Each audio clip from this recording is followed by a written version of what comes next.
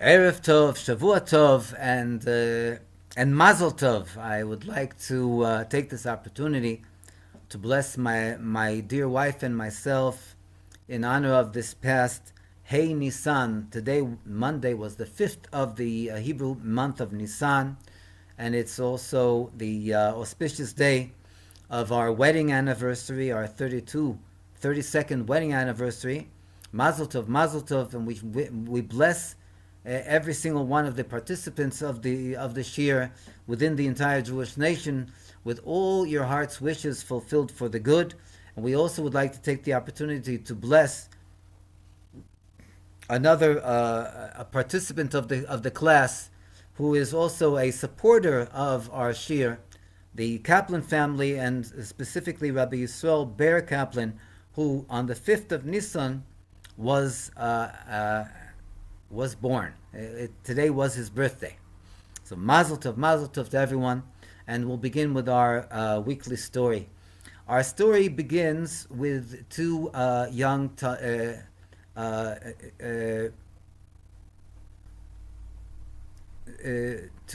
students of the Talmudic college in Australia who were there in order to go and to not only study Torah and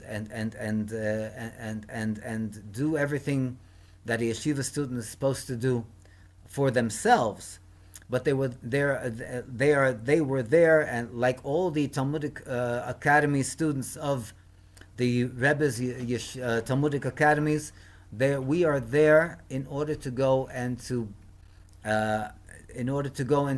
propagate and to encourage the study of Torah and the observance of mitzvahs by our fellow person, by our fellow Jew, by the congregations, Jewish congregations all over the world. And sometimes, many times, it works also in regard to the lahavdil, the 70 nations of the world, the Gentiles of the world, to go and to educate them in regard to their mitzvahs as well. But here in this case, these two boys, they went out to what we call in the United States the boondocks. In other words, they went out to the far off and distant communities in Australia, and they had a RV, they had a mitzvah tank, and they were self-contained as far as food and a place to sleep was concerned, and they were literally traveling in order to go and to find the most distant living Jews in Australia. And such was the case when they found that up on a very high mountain there lived two women, a mother and a daughter. They went to live there because the mother suffered from difficulties in her lungs, and she needed fresh air, a good and fresh air. So this is where they found themselves occupying and living their lives. Now the daughter who was an artist, when they knocked on the door and they walked into the house, they saw in the living room a beautiful portrait of the Rebbe. I can even show you the portrait because the picture is here in the article. Everyone can see it. This is the portrait that they had hanging in their living room, up on some far off mountain, in a way a distance from anything Jewish. And they introduced themselves, and they got to talking, and then they asked the daughter, who was the artist, how is this? And it's a beautiful oil painting. I forgot to mention, it's not just a picture. Where do they have this oil painting? And she said, it's a painting that I painted. She herself painted. And then they asked, do you know who this person is?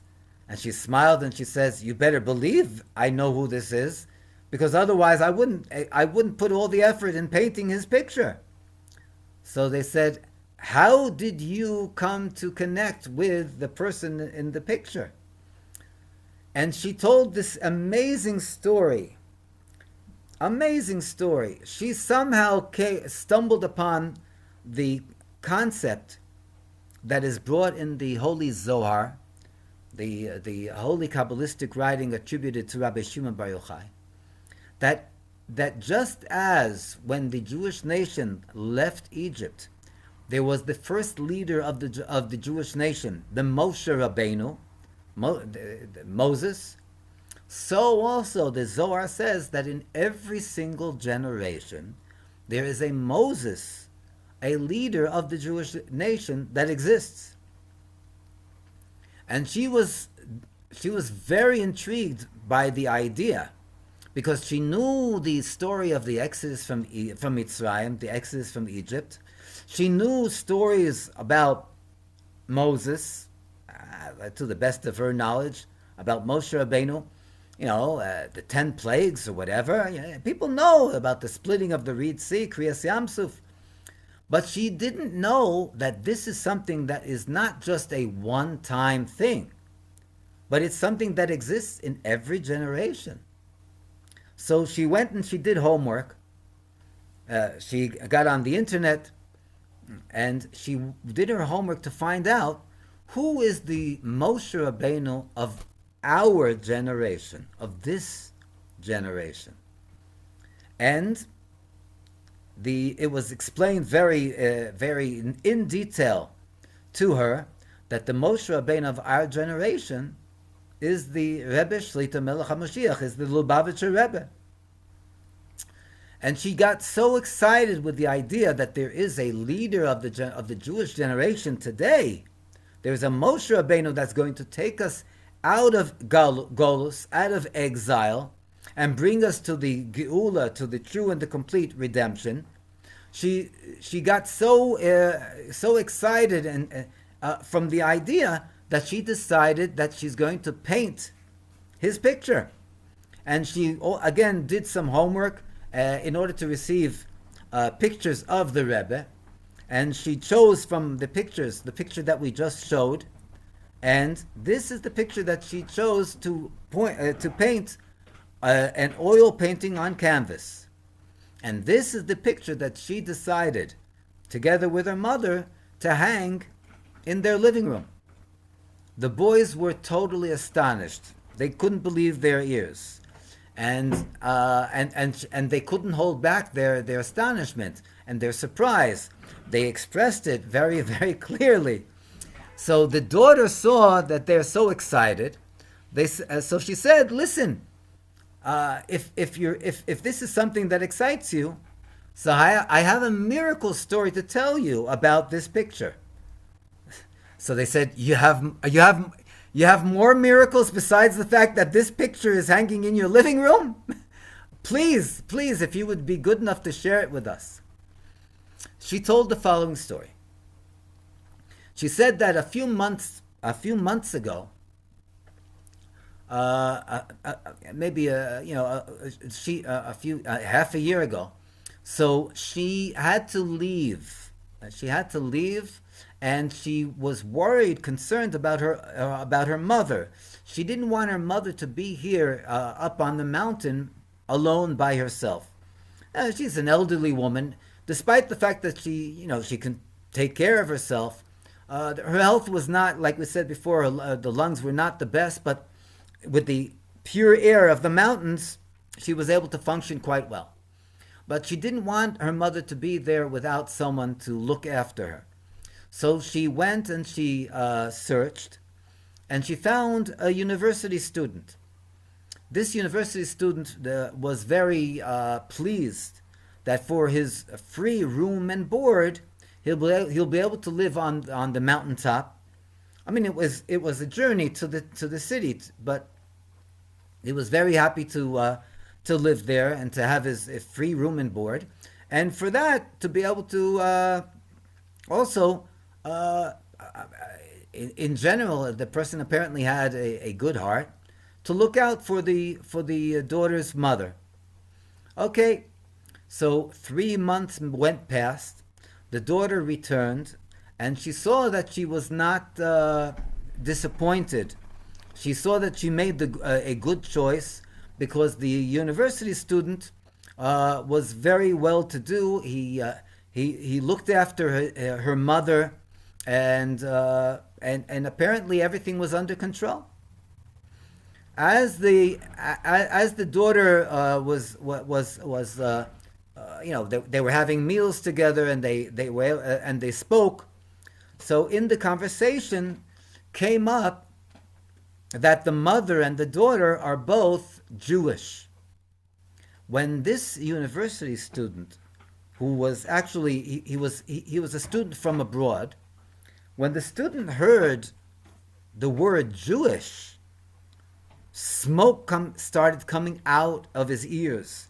His eyes were filled with fire and hatred, and he started to shout, not just talk, but shout. What? You mean to say that I have been here for 3 months and I've been taking care of a Jew? And the daughter looked at him as like, what do you mean?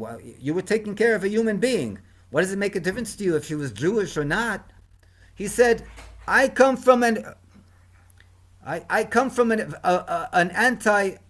anti-Semitic family, and my family hates Jews. We have generations of Jew haters, and I hate Jews, and I can't believe that I was fooled into going and taking care of a Jew for 3 months. Free room, free board. All you had to do was like be in the vicinity, to sleep there in the evening, so that to make sure that nothing would happen. What brought about this unbelievable hatred? The fact that the woman that he was taking care of or looking after was Jewish. Now the daughter was alarmed. I mean, she was really, really afraid, because, wow, this guy, he started to ring bells and sirens and she never saw such a thing before. And she thought that she was going to go and to kick the guy out there and then. Now the university student said that he's going to be leaving soon, but she didn't want, according to the person's behavior, she didn't want such a person staying even for another moment in their home. But with the time, it took a moment or two for her to gather her mind together, and then she came to the conclusion. Yeah, after all, he was here for 3 months, and he was so nice. He was so nice to to her mother.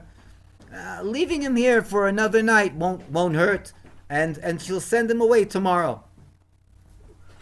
They both went to sleep, and in the middle of the night, our dear university student woke up.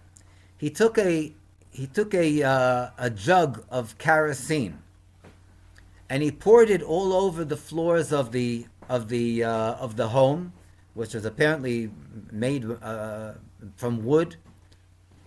And he lit a match, and he ran outside, and he was relishing the flames as they lapped up the home of these two Jewish women.